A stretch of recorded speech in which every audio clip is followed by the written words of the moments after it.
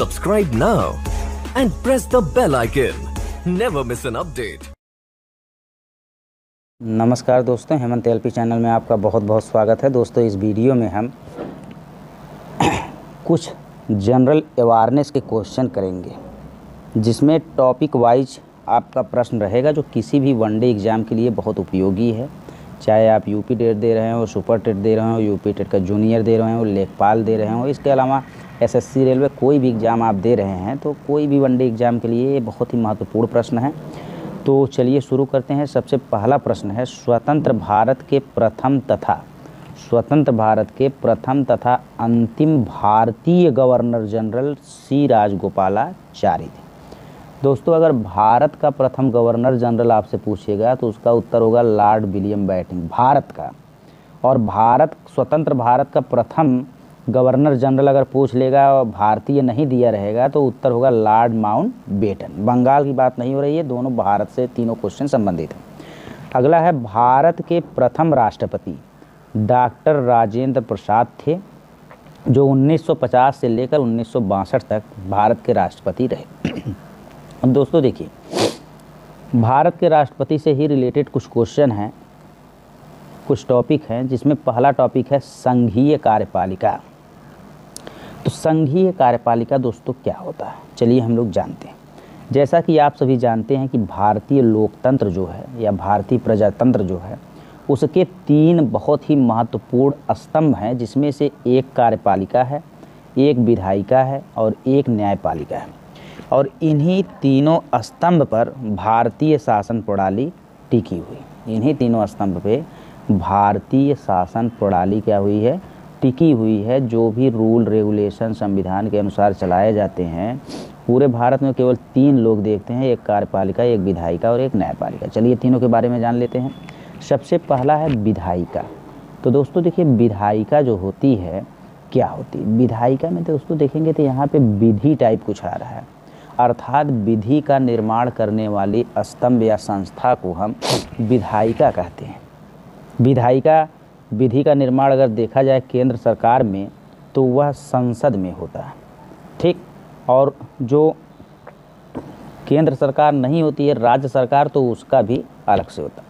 तो जो संसद में होता है उसमें लोकसभा, राज्यसभा और राष्ट्रपति के द्वारा कानून का निर्माण होता है। जबकि जो मुख्यमंत्री और राज्यपाल में होता है, तो उसमें विधानसभा, विधान परिषद और राज्यपाल के द्वारा जो है विधि का निर्माण या कानून का निर्माण होता है।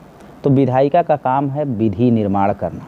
अगला है कार्यपालिका। तो दोस्तों जो कार्यपालिका है, कार्यपालिका का कार्य है कि विधियों के अनुसार कार्य करना। देखिए यहाँ लिखा है कार्य, तो आप कार्य करेंगे। और बात हो रही है संविधान की, तो संविधान में कानून के अनुसार कार्य करने या शासन का संचालन करना ही कार्यपालिका है।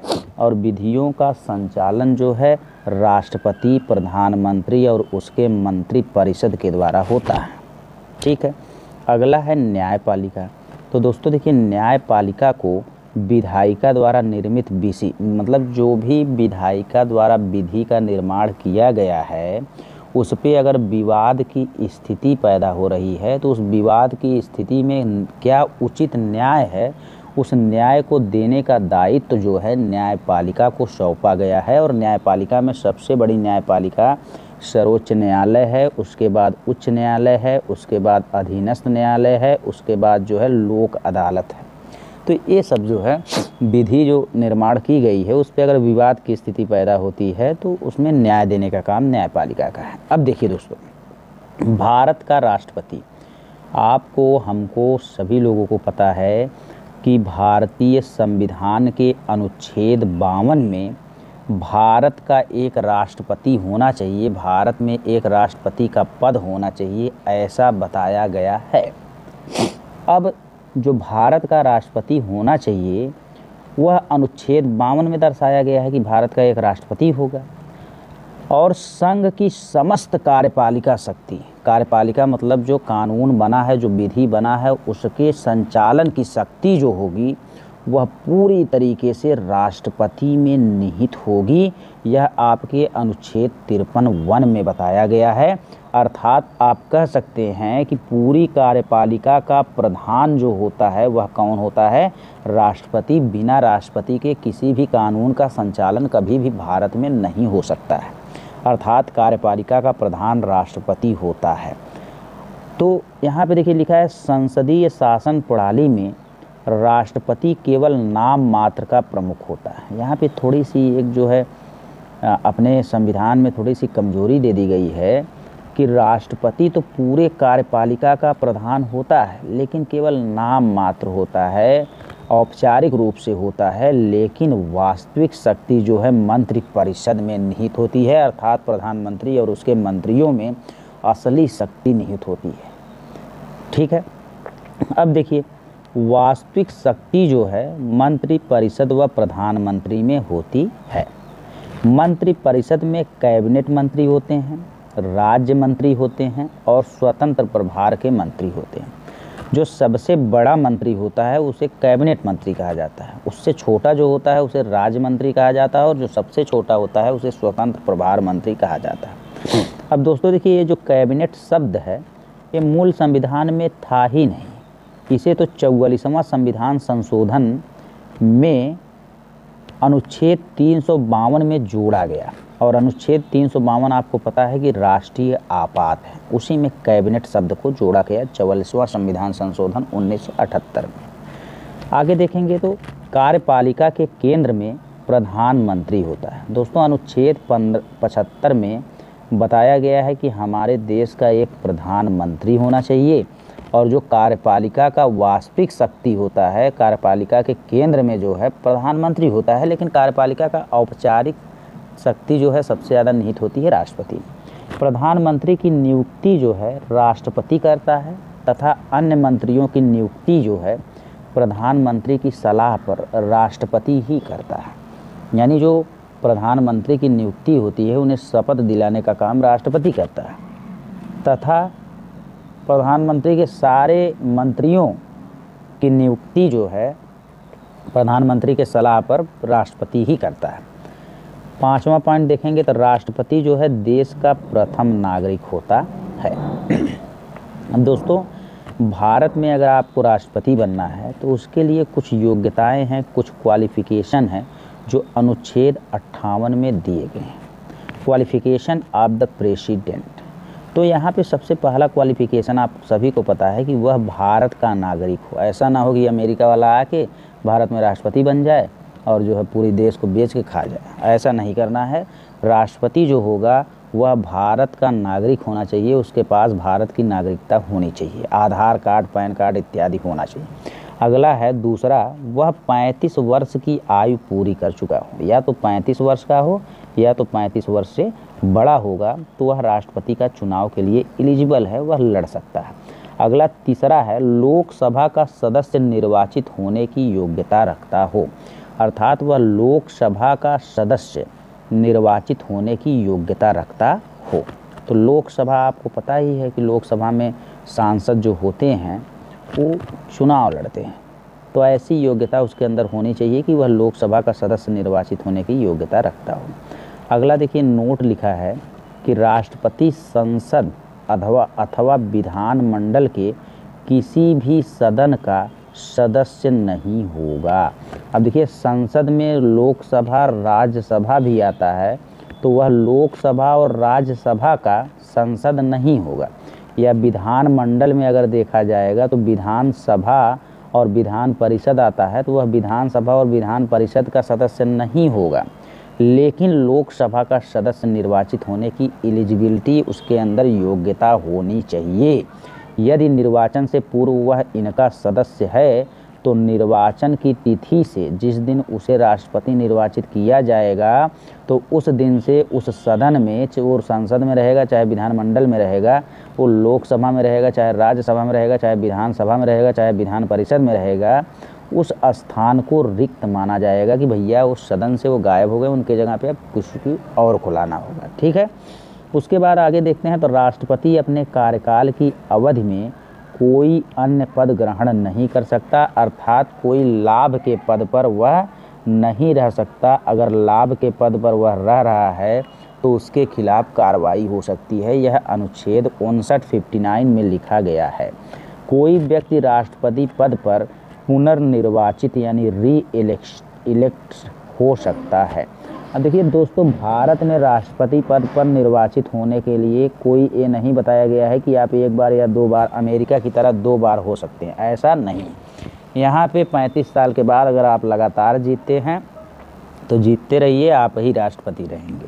तो भारत के प्रथम राष्ट्रपति डॉक्टर राजेंद्र प्रसाद अब तक के एकमात्र ऐसे राष्ट्रपति हैं जिन्हें 2 बार इस पद पर चुना गया है। तो अब आपको पता है कि अमेरिका में 2 बार से अधिक चुना नहीं जाता। अमेरिका में केवल कोई व्यक्ति 2 बार राष्ट्रपति बन सकता है, तीसरी बार नहीं, लेकिन भारत में ऐसा नहीं है। भारत के तो जो प्रथम राष्ट्रपति थे वही 2 बार इस पद पर चुने गए हैं। डॉक्टर राजेंद्र प्रसाद जी 1952 से लेकर 1957 तक वह रहे हैं। ठीक है, उसके बाद एक बार 1952 में चुने गए और दूसरी बार 1957 में चुने गए। ये चीज़ आपको याद रखना है। अगला देखिए दोस्तों, राष्ट्रपति का निर्वाचन मंडल। राष्ट्रपति का निर्वाचन मंडल यानी राष्ट्रपति का चुनाव कैसे होता है, यह आपके अनुच्छेद 54 में दिया गया है कि इलेक्शन, या आप कह सकते हैं कि electoral college of the president, यानी प्रेसिडेंट को कैसे इलेक्ट किया जाता है, कैसे निर्वाचित किया जाता है, उसके बारे में यहाँ पे बताया गया है। तो ये दोस्तों, राष्ट्रपति का जब निर्वाचन होगा तो सबसे पहले उसको वोट देने वाले संसद के दोनों सदनों के निर्वाचित सदस्य, यहाँ पे आपको याद रखना है कि निर्वाचित सदस्य ही रहेंगे, मनोनीत सदस्य इसलिए नहीं रहेंगे क्योंकि मनोनीत तो यही राष्ट्रपति ही करता है, ये राष्ट्रपति ही मनोनीत करता है, इसलिए इसके चुनाव में मनोनीत सदस्य नहीं रहेंगे बल्कि केवल और केवल निर्वाचित सदस्य रहेंगे। यानी संसद के दोनों सदन, लोकसभा और राज्यसभा के निर्वाचित सदस्य रहेंगे। वो जो 2 और 14 जो है मनोनीत रहते हैं वो इसमें वोट नहीं करेंगे, केवल निर्वाचित सदस्य करेंगे। उसके बाद दूसरा पॉइंट है राज्यों की विधानसभाओं के निर्वाचित सदस्य, यानी जो राज्यों के विधानसभा हैं, विधानसभा जो विधायक वाले हैं, वो सदस्य भी वोट करेंगे, लेकिन उसमें भी मनोनीत जो राज्यपाल के द्वारा एक होता है वो नहीं करेगा। जो भी विधानसभा के निर्वाचित सदस्य हैं वो राष्ट्रपति के चुनाव में भाग लेंगे।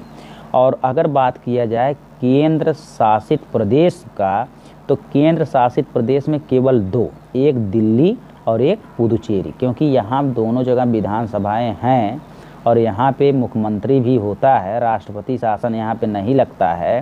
तो इसलिए दिल्ली और पुदुचेरी के जितने भी विधानसभा के निर्वाचित सदस्य हैं ये सब भी इसमें वोट देंगे। तो इतने लोग वोट देते हैं, एक तो संसद के दोनों सदन यानी लोकसभा और राज्यसभा के निर्वाचित सदस्य, और विधानसभा जितने भी विधानसभा हैं सबके निर्वाचित सदस्य, और दिल्ली और पुदुचेरी जो संघ शासित प्रदेश है उसके भी निर्वाचित सदस्य जो है इसमें वोट करेंगे। अब यहाँ पे दोस्तों एक थोड़ी सी जानकारी दी गई है कि 70वें संविधान संशोधन 1992 द्वारा दिल्ली व पुदुचेरी केंद्र शासित प्रदेश के विधानसभा के निर्वाचित सदस्यों को भी राष्ट्रपति के निर्वाचन मंडल में शामिल कर लिया गया है। अर्थात 70वें संविधान संशोधन 1992 के पहले, हमारा संविधान तो 1949 में ही बन गया है, 1950 में ही बन गया है, लेकिन 1992 तक दिल्ली और पुदुचेरी के जो केंद्र शासित प्रदेश है उसके विधानसभा के निर्वाचित सदस्य जो हैं वोट नहीं करते थे। 1992 से यह करना शुरू किए। उसके बाद दोस्तों देखिए, संसद तथा राज्यों की विधानसभाओं के मनोनीत सदस्यों और राज्य विधान परिषद, जो 6 राज्य विधान परिषद के सदस्य हैं वो चाहे निर्वाचित हों चाहे मनोनीत हों, और दिल्ली व पुदुचेरी की विधानसभाओं के जो मनोनीत सदस्य हैं उनको राष्ट्रपति के चुनाव में शामिल नहीं किया जाता। आप कह सकते हैं किसी भी जगह का जो मनोनीत सदस्य होता है उसे राष्ट्रपति के चुनाव में वोट देने का अधिकार नहीं है। लेकिन यहाँ पे बात करेंगे राज्य विधान परिषद जो MLC होते हैं, MLC तो इलेक्ट होके आते हैं, निर्वाचित होके आते हैं, लेकिन कोई MLC जो होगा वह राष्ट्रपति के चुनाव में वोट नहीं करेगा। अब दोस्तों देखिए, मनोनीत सदस्य की अगर बात हो रही है तो आपको हम बता दें कि संसद में राष्ट्रपति के द्वारा लोकसभा और राज्यसभा से सदस्य मनोनीत किए जाते हैं, टोटल 14। लोकसभा से 2 सदस्यों को मनोनीत किया जाता है और राज्यसभा से 12 सदस्यों को मनोनीत किया जाता है। और मनोनीत किसे किया जाता है? जो समाज सेवी हो, साहित्य, विज्ञान, कला इत्यादि के क्षेत्र में भारत में बहुत बड़ा काम किया हो, उसे आप मनोनीत कर सकते हैं। अगर विधानसभा की बात किया जाए या विधान परिषद की बात किया जाए तो विधानसभा में राज्यपाल द्वारा एक आंग्ल भारतीय को मनोनीत किया जाता है जो साहित्य, विज्ञान, कला और समाज सेवा के क्षेत्र में अपने देश के लिए कुछ किया। और विधान परिषद जो होता है उसमें भी राज्यपाल के द्वारा मनोनीत किया जाता है और 1/6 सदस्य को मनोनीत किया जाता है। लेकिन यह कन्फर्म नहीं है कि 1/6 यानी 6 में से 1 को मनोनीत कर भी सकते हैं, नहीं भी कर सकते हैं। अब देखिए दोस्तों, विधान परिषद तो केवल 6 जगह है ही। 3 बड़े बड़े राज्य देखते हैं, यूपी, बिहार और महाराष्ट्र। यूपी, बिहार और महाराष्ट्र उत्तर भारत के 3 राज्य हैं। यूपी, बिहार सटा हुआ है और महाराष्ट्र जो है दक्षिण भारत में है, लेकिन जो है ये तीनों बड़े हैं, उत्तर प्रदेश, बिहार और महाराष्ट्र। इसके बाद देखिए कर्नाटक, आंध्र प्रदेश और तेलंगाना। कर्नाटक, आंध्र प्रदेश और तेलंगाना, यही 6 जगह विधान परिषद है और इसमें राज्यपाल द्वारा कुछ सदस्य मनोनीत किए जाते हैं, लेकिन वो कन्फर्म नहीं होता है। लेकिन विधान परिषद कितने जगह पे है ये और कहाँ है, यह आपके एग्ज़ाम में पूछा जाने वाला प्रश्न है। उसके बाद आगे हम लोग चलते हैं तो आगे देखते हैं राष्ट्रपति के निर्वाचन की रीति। यानी अनुच्छेद 55 में बताया गया है कि राष्ट्रपति के निर्वाचन की क्या रीति है।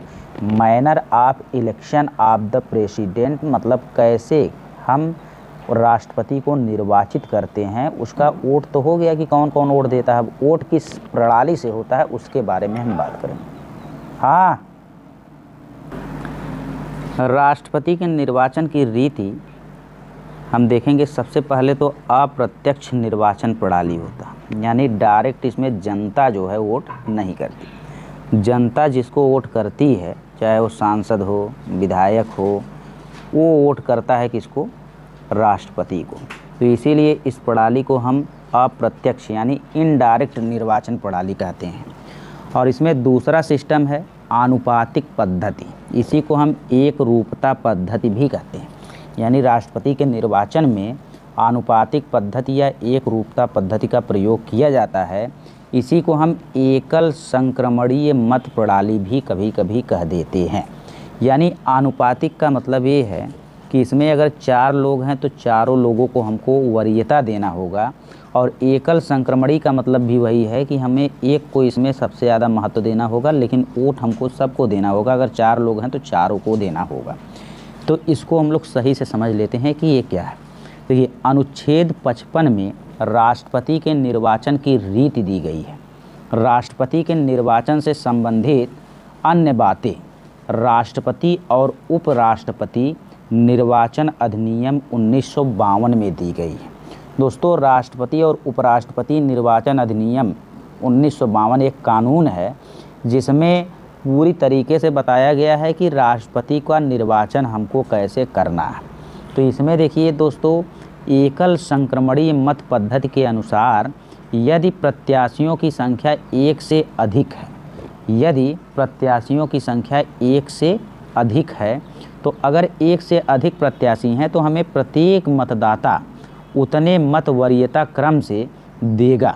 जो भी मतदाता हैं, मान लीजिए 1, 2, 3, 4 ठो जो है आपके 4 लोग चुनाव लड़ रहे हैं। अब वो जो प्रत्येक मतदाता होगा वह इनमें से सबसे नंबर 1 पे चाहता है कि मान लीजिए कि भैया सचिन तेंदुलकर राष्ट्रपति हो जाएं, दूसरे नंबर पे चाहता है कि धोनी राष्ट्रपति हो जाएं, तीसरे पे चाहता है कि कोहली हो जाएं और चौथे पे चाहता है कि कोई अन्य हो जाए।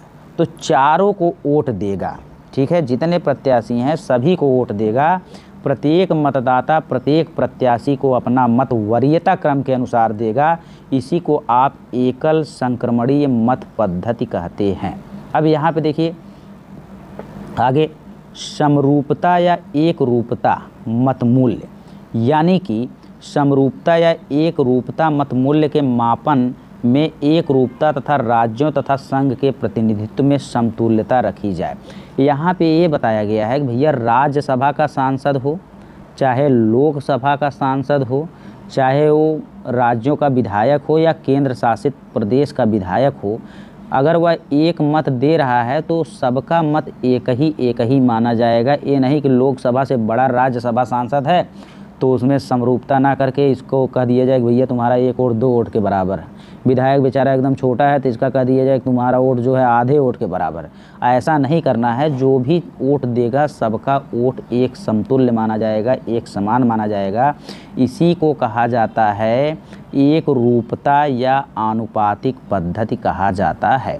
अब देखिए दोस्तों, संसद मत का जो मूल्य होगा वह एक सदस्य का क्या होगा, जो निर्वाचित सदस्य ही तो वोट देते हैं। अब जो निर्वाचित सदस्य होंगे लोकसभा और राज्यसभा का, उनके सदस्यों का पूरा जोड़ लेंगे, फिर बटे कर देंगे। अब यहाँ पे देखिए, जो निर्वाचित सदस्य होगा वो राज्य विधानसभा का होगा, यानी राज्य विधानसभा के निर्वाचित सदस्य के मत मूल्य का योग बटे संसद के दोनों सदनों के निर्वाचित सदस्यों की संख्या। अब आपको सीधा हम लिख दे रहे हैं कि यहाँ पे जो विधानसभा होगा, जो विधानसभा होगा, इस विधानसभा के जितने भी विधायक होंगे उनका मत मूल्य जोड़ दिया जाएगा बटे इधर लोकसभा का और राज्यसभा का जो निर्वाचित सदस्य होंगे उनसे भाग दे दिया जाएगा, तो संसद का मत मूल्य आ जाएगा।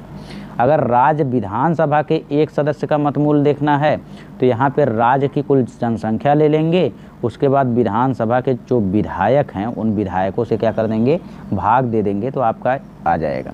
तो आपसे यह क्वेश्चन कई बार पूछा जाता है, तो इसमें आप जान लीजिए विधायक बटे सांसद हैं क्या है। सीधा आप कह सकते हैं कि विधायक बटे सांसद हैं। और विधायक कहाँ के हैं, विधानसभा के हैं, और सांसद 2 जगह के होते हैं, लोकसभा और राज्यसभा का। लेकिन राज्य विधानसभा के मत मूल्य देखेंगे तो इसमें नीचे विधायक रहेगा और ऊपर यन रहेगा, यानी राज्य की कुल जनसंख्या रहेगी, बस आपका आ जाएगा। अब देखिए दोस्तों, राष्ट्रपति की पदावधि यानी राष्ट्रपति के पद की कितनी अवधि होती है, यह आपको अनुच्छेद 56 में देखने को मिलेगा।